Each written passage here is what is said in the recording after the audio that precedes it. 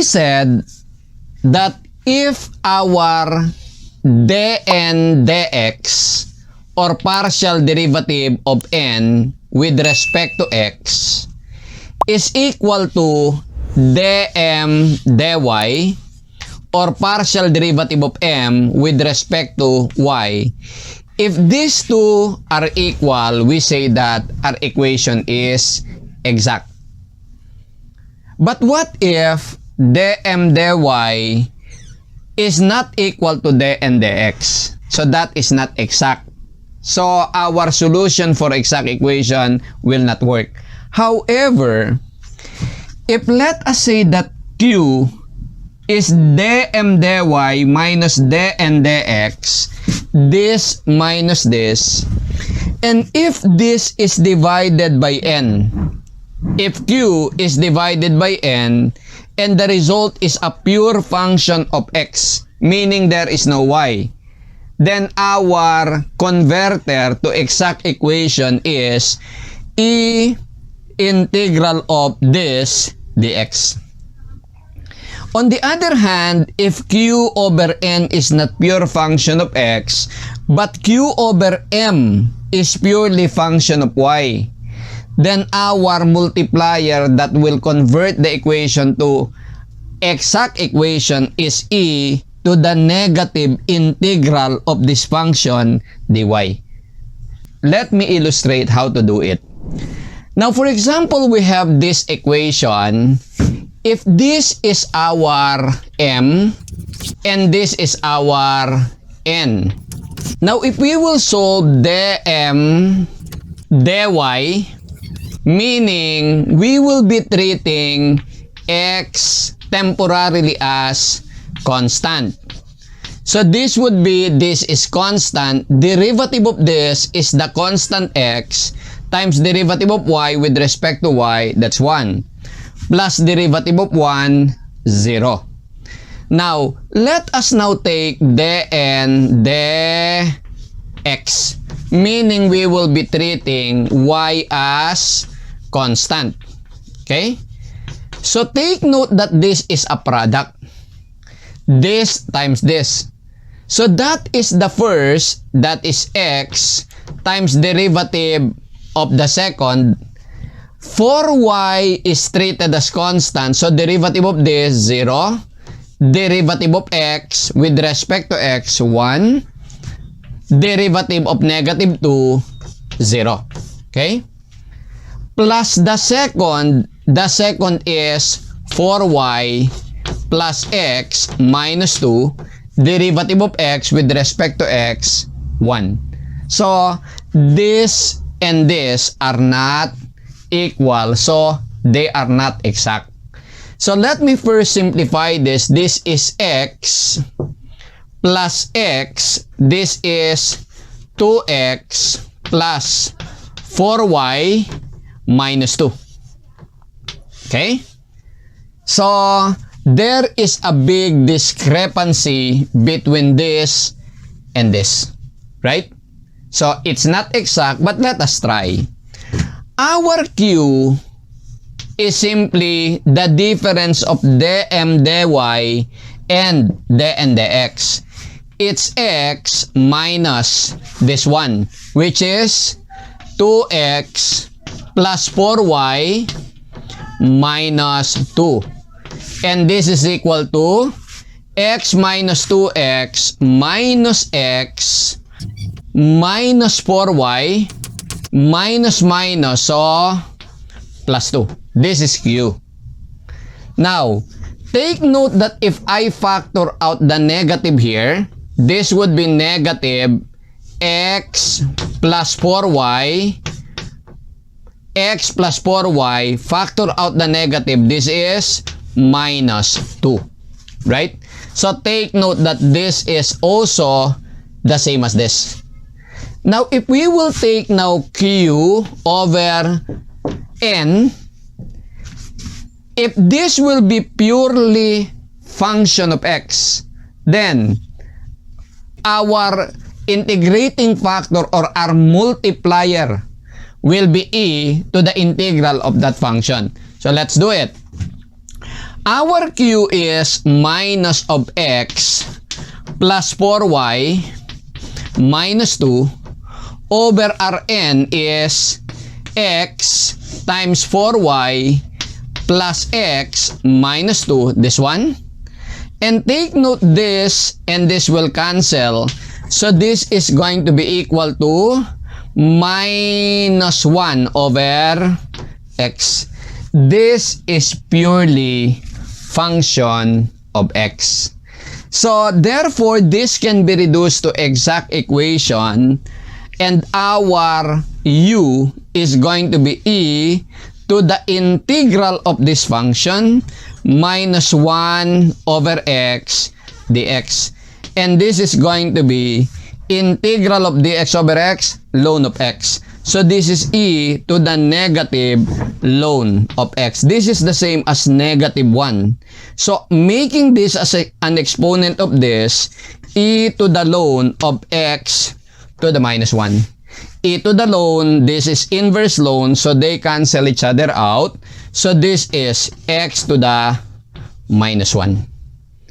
By multiplying everything here by x to the minus 1, we will have, this will be x to the minus 1 times this, x to the minus 1 times x to the 1, 0, x to the 0, that is 1, or y, plus 1 times x to the minus 1, dx plus x times x to the minus 1, x to the 0, right? Or that is 1, or x over x, 1.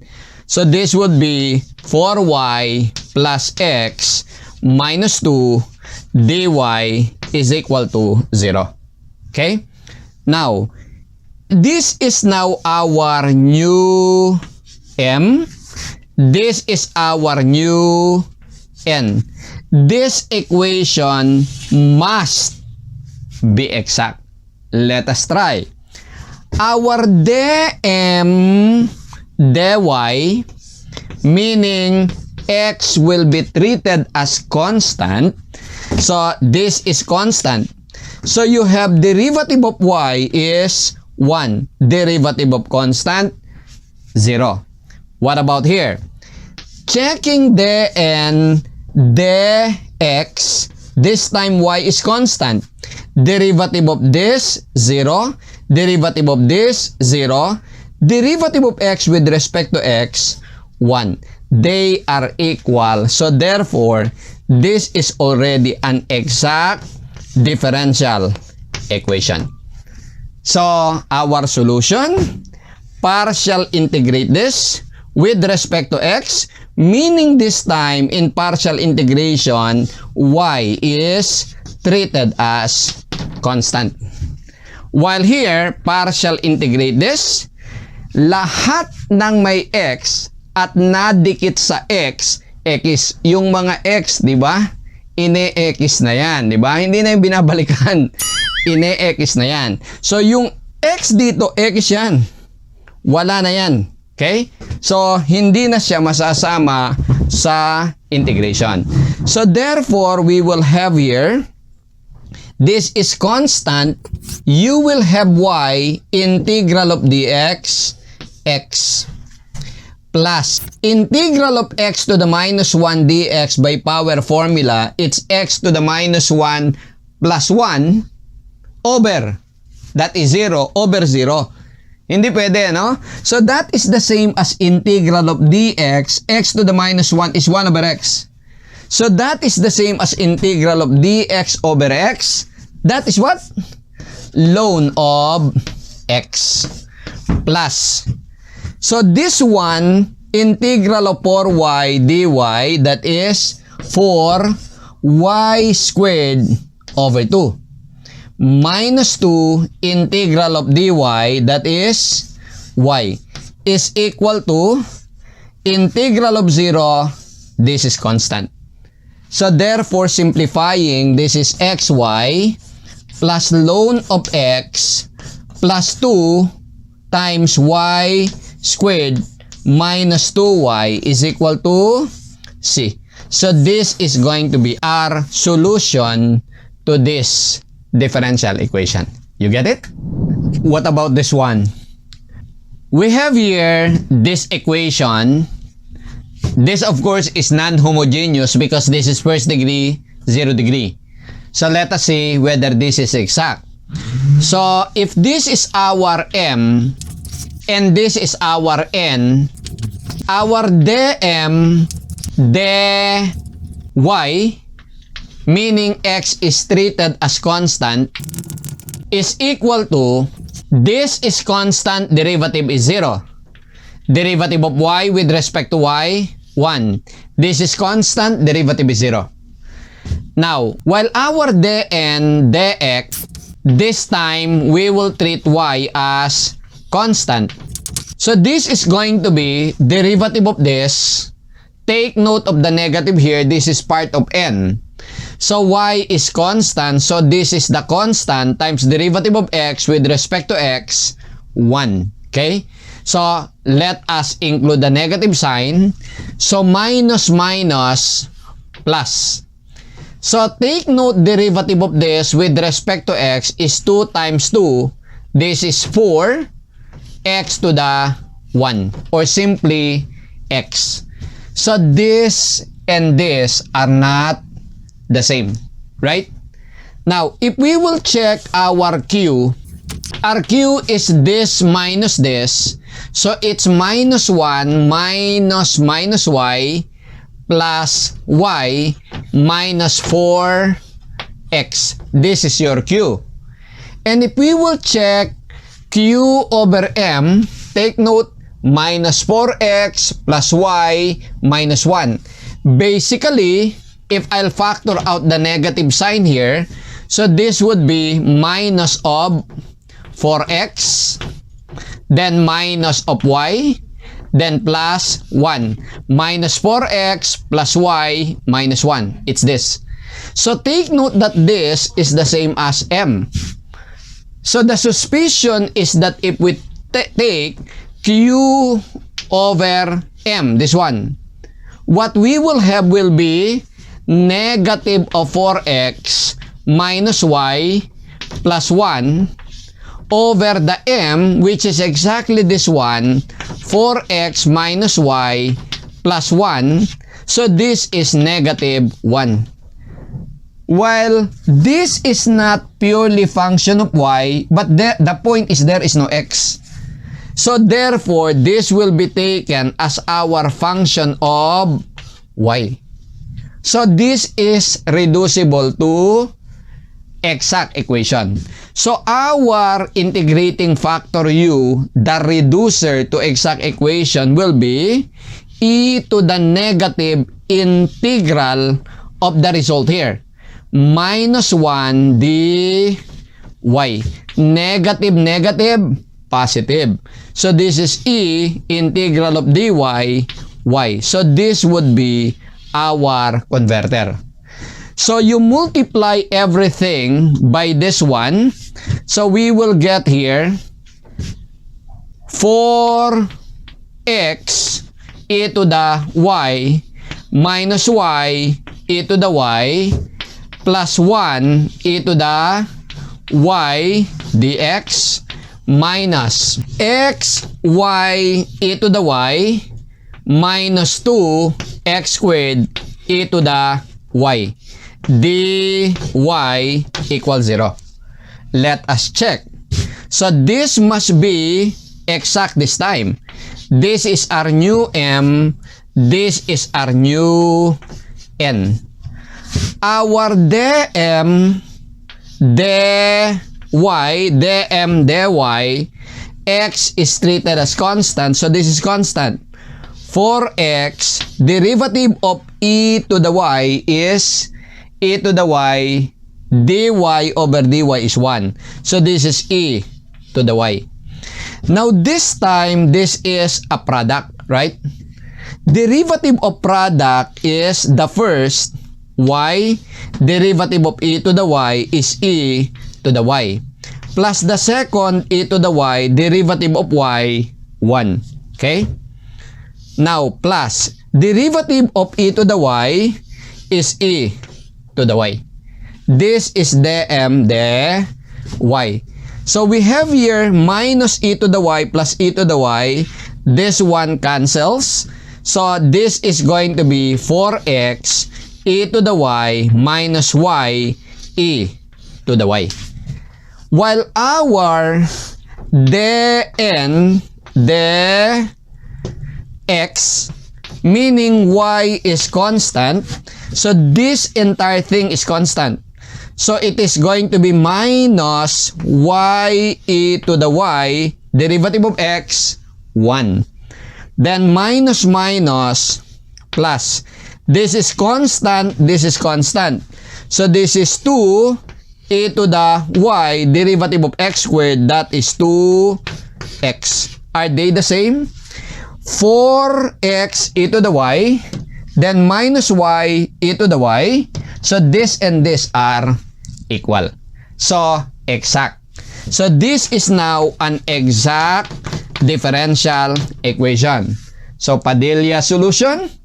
So partially integrate this with respect to x. So this time y will be treated as constant. Okay? On this right part, partial integrate this with y. Lahat ng x, x, no? Xan ang mga x, di ba? Lahat ng didikit sa x, x din, di ba? So, ito x, x, nakadikit ito. So, the entire thing, x. Ito x, x, nadikit sa e to the y, this is x. So, this will, all of this will be x. Okay? So, therefore, we have here integral of 0, that would be constant. Let us do it here. Factoring out the constant, you have 4 e to the y, integral of x dx, x squared over 2.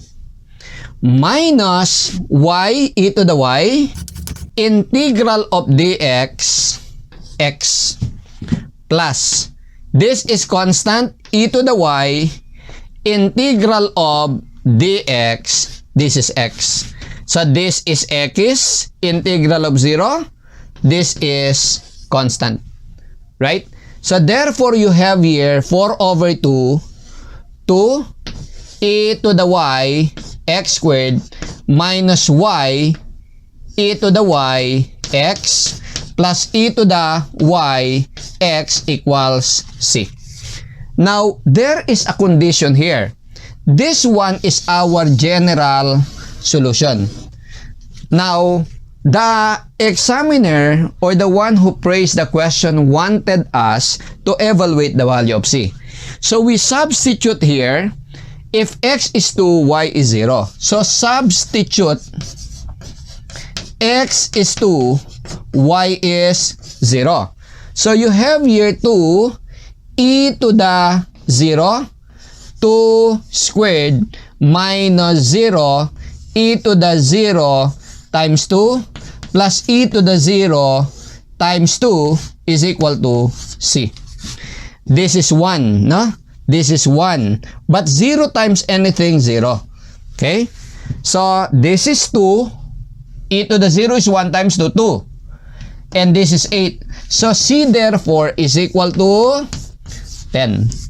So, therefore, our solution here, let us substitute that here. Our solution equation or our particular solution is going to be equal to 2 e to the y x squared minus y e to the y x plus e to the y x is equal to the constant, that is 10. So this is your particular solution. Do you follow? You get it?